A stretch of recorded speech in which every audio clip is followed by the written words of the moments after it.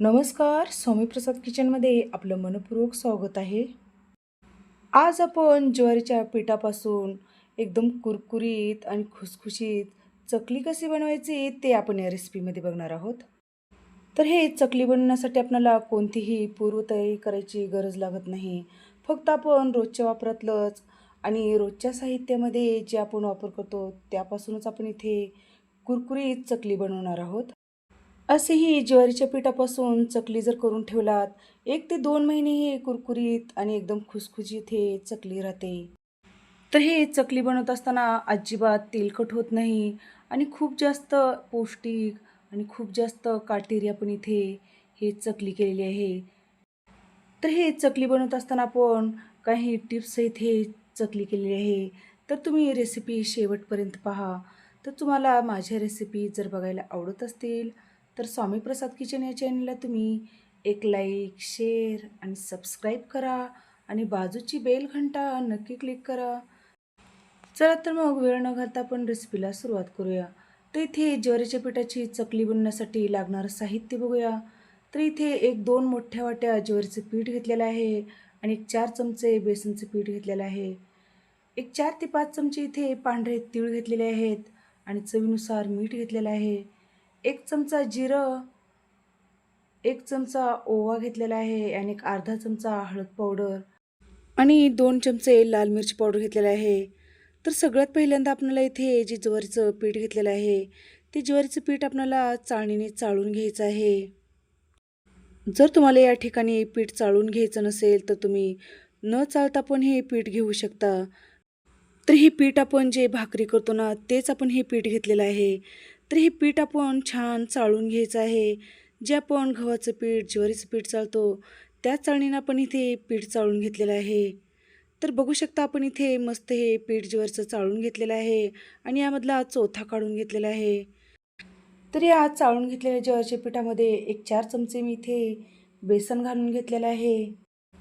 2 चमचे इथे लाल मिरची पावडर घालून घेतलेला आहे. अर्धा चमचा हळद पावडर. तर मिरची पावडर तुम्ही तुमच्या आवडीनुसार कमी जास्त करून घेऊ शकता. नंतर यामध्ये 1 चमचा जिरं घालून घेतलेलं आहे आणि इथे पांढरे तीळ घालून घेतलेले आहेत. चवीनुसार मीठ घालून घेतलेलं आहे. तर इथे 1 चमचा अजवाईन घेतलेला आहे. ते अजवाईन हातावर घेऊन आपल्याला अशा पद्धतीने दोन्ही हातांनी चोळून चोळून चोळून घ्यायचं आहे आणि आपल्याला या पिठामध्ये घालून घ्यायचं आहे. असं क्रश करून किंवा चोळून ओवा घातल्यामुळे किंवा अजवाईन घातल्यामुळे या चकलीला छान फ्लेवर येतो. तर हे घातलेले सगळे जिन्नस या पिठामध्ये छान मिक्स करून घ्यायचे आहेत.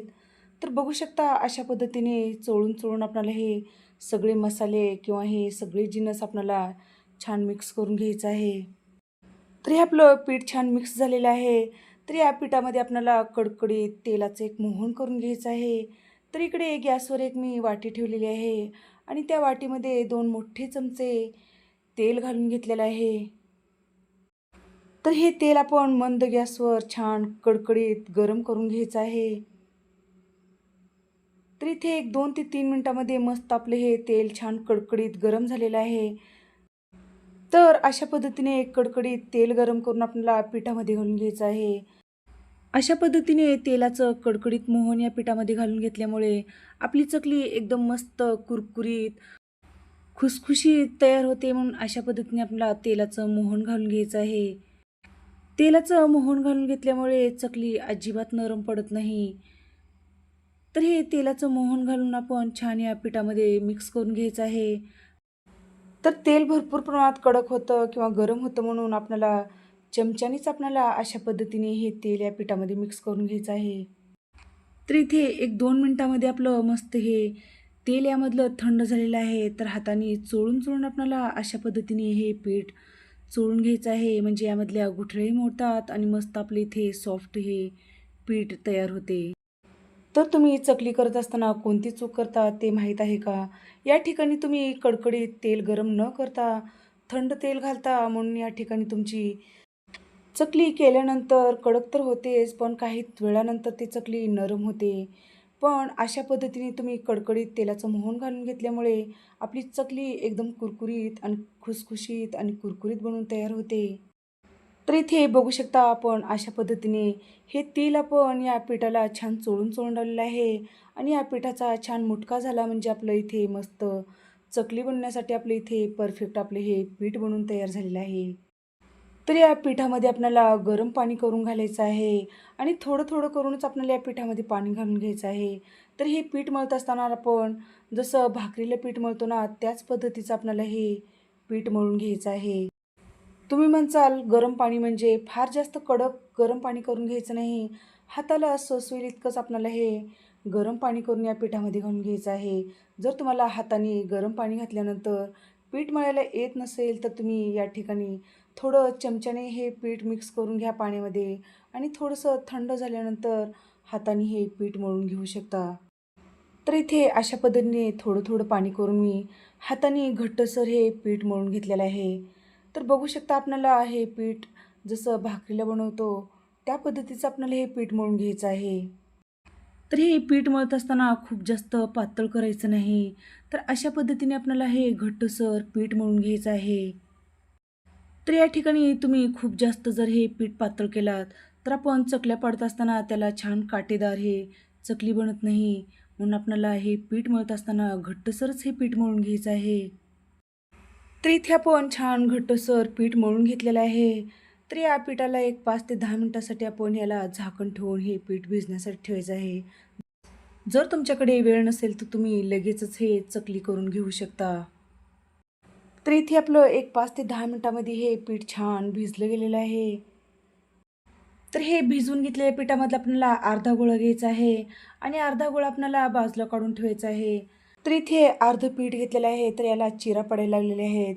म्हणजे फार जास्त आपले हे पीठ घट्टसर झालेलं आहे.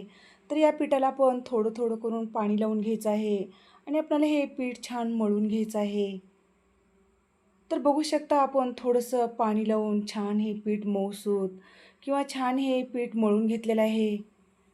तर अशा पद्धतीने आपल्याला हे पीठ मळून घ्यायचं आहे. तर फार जास्त आपल्याला पातळही करायचं नाही आणि घट्टही करायचं नाही. तर अशा पद्धतीने आपण रोटी बनवतो ना किंवा भाकरी बनवतो, त्याच पद्धतीचं आपण हे पीठ छान मऊ करून घेतलेलं आहे. तर बघू शकता आपले हे छान इथे पीठ मऊ झालेलं आहे आणि जे दुसरं अर्धं पीठ ठेवलेलं आहे, त्याला चिरा पडायला लागले आहेत. म्हणजे हे पीठ फार जास्त घट्ट आहे. तर हे मळून घेतलेलं, पाणी लावून घेतलेलं पीठ आपलं छान चकल्या बनवण्यासाठी तयार झालेलं आहे. तर इकडे आपलं चकल्या बनवण्यासाठी गॅसवर कढई ठेवलेली आहे आणि कढईमध्ये आपल्याला तेल घालून घ्यायचं आहे. तेल गरम होईपर्यंत आपण इकडे चकल्या पाडून घेणार आहोत. तर बघू शकता आपल्या इकडे मस्त हे चकल्या बनवण्यासाठी हे चकल्याचा साचा घेतलेला आहे. तर ही चकली बनवत असताना जे साचा लावतो मधला आपण किंवा ते ताटली लावतो, ते ताटली जी असते ती खरखरीत बाहेरल्या साईडनं करायचं आहे. म्हणजे आपली चकली एकदम काटेरी बनून तयार होते. तर हा पिठाचा गोळा आपण या चकलीमध्ये घालून घेतलेला आहे आणि अशा पद्धतीने आपल्याला दाबून-दाबून हे पीठ घालून घ्यायचं आहे. असं पीठ दाबून घातल्यामुळे आपण ज्यावेळेस चकल्या करतो ना, त्याचे तुकडे पडत नाही म्हणून आपल्याला पीठ घालत असताना दाबूनच यामध्ये पीठ घालून घ्यायचं आहे. तर इथे मी एक ताट घेतलेलं आहे आणि ते ताट आपण पालथं घालून अशा पद्धतीने आपल्याला त्यावरती चकली पाडून घ्यायचं आहे. आपण चकली करून घेतल्यानंतर जी शेवटची जी शेंडी आहे ना, ती शेवटची शेंडी आपल्याला या चकलीला छान चिटकवून ठेवायचं आहे.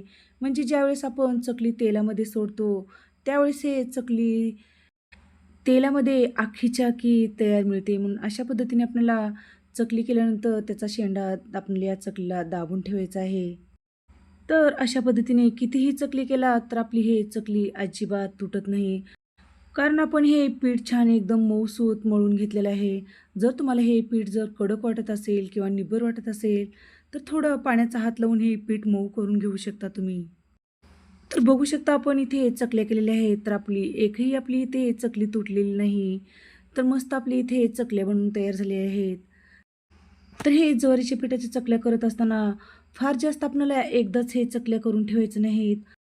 जेवढ्या एक बॅचमध्ये तळण्यासाठी चकल्या लागतात, तेवढ्याच आपल्याला चकल्या करून घ्यायच्या आहेत. फार जास्त चकल्या करून घेतलात, तर ते चकल्या मोडण्याची शक्यता असते. म्हणून आपल्याला चकल्या जेवढ्या एक बॅचमध्ये तळण्यात येते, तेवढ्याच आपल्याला चकल्या करून घ्यायचं आहे.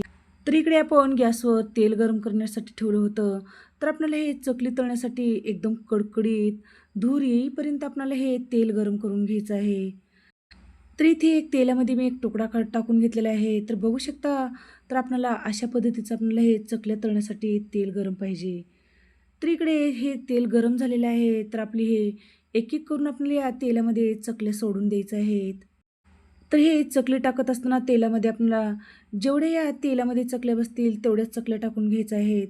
तर तुम्ही या ठिकाणी फार जास्त जर यामध्ये चकल्या टाकून घेतलात, ते तेल लवकर थंड होतं आणि एकदम चकल्या व्यवस्थित तळल्या जात नाहीत. म्हणून आपल्याला चकल्या तळत असताना आपल्याला जेवढे या तेलामध्ये किंवा या कढईमध्ये हे चकल्या बसतील तेवढ्याच आपल्याला तळण्यासाठी घालून घ्यायचं आहे. तर हे चकली छान थोडीशी तळली गेली, की आपल्याला हे चकली छान पलटवून घ्यायचं आहे.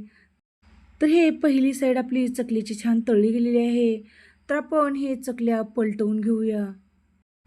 तर हे चकल्या उलटवून किंवा पलटून घेतलेल्या आहेत. तर आपल्याला फुल गॅसवरच आपल्याला हे चकल्या तळून घ्यायचे आहेत. म्हणजे हे चकल्या तळण्यासाठी आपल्याला फार जास्त वेळ लागतो. म्हणून आपल्याला फुल गॅसवरच आपल्याला हे चकल्या तळून घ्यायचे आहेत. तर या चकलीमधले आपल्याला थोडेसे बबल्स कमी होईपर्यंत आणि हे चकली कुरकुरीत किंवा खुसखुशीत होईपर्यंत आपल्याला हे चकली तळून घ्यायचं आहे. तर ही चकली आपल्याला एक 2 ते 3 वेळेसच आपल्याला पलटवून घ्यायचं आहे. फार जास्त पलटवून घेत बसायचं नाही. तर बघू शकता आलटी-पलटी करून आपण हे छान चकली कुरकुरीत होईपर्यंत तळून घेतलेली आहे. तर ही चकली आपण भाजणीची चटणी करतो ना, त्यापेक्षा एकदम मस्त दिसायला लागलेली आहे. तर मस्त आपली इथे कुरकुरीत, खुसखुशीत आपण इथे हे छान चकली तळून घेतलेली आहे. तर ही तळून घेतलेली चकली आपण एका ताटामध्ये किंवा एखाद्या भांड्यामध्ये काढून घ्यायचं आहे. तर अशाच पद्धतीने उरलेल्या सगळ्याच पिठाचे आपण इथे चकल्या करून घेणार आहोत. तर बघू शकता आपण हे घालत असताना पण एकदम मस्त गोल गरगरीत आणि काटेदार आपली इथे चकल्या केलेल्या आहेत.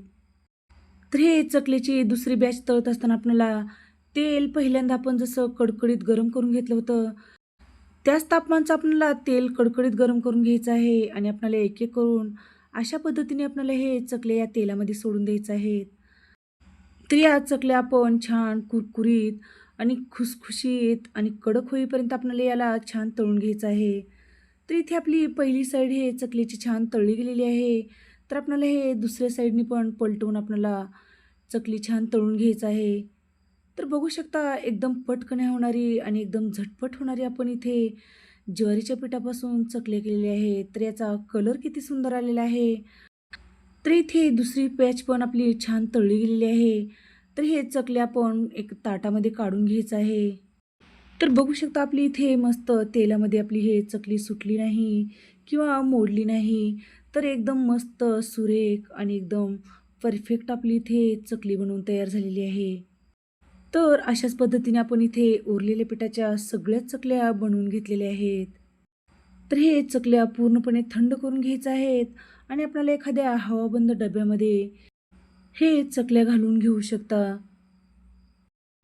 तर अशी ही ज्वारीच्या पिठापासून एकदम झटपट होणारी तुम्ही चकली नक्की करून पहा. एकदम चवीला भारी होते आणि एकदाच जर करून ठेवलात हे चकली, तर 1 ते 2 महिने हे चकली आरामात टिकते आणि हे चकली संपेपर्यंत एकदम कुरकुरीत आणि खुसखुशीत तशाच तशी राहते. म्हणून अशा पद्धतीने तुम्ही चकली करून खा. चवीला एकदम भारी लागते.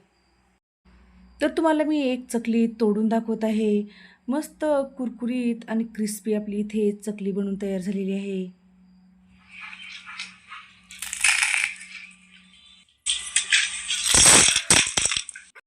तर तुम्हाला ज्वारीच्या पिठापासून केलेली चकलीची रेसिपी कशी वाटली? नक्की एक कमेंट करा. तर अशाच नवीन-नवीन रेसिपीसाठी तुम्ही माझ्या चॅनलवरती जर नवीन असाल, तर स्वामी प्रसाद किचन या चॅनलला तुम्ही एक लाईक, शेअर आणि सबस्क्राईब करा आणि बाजूची बेल घंटा नक्की क्लिक करा. चला तर मग भेटू अशाच नवीन रेसिपीसोबत. धन्यवाद.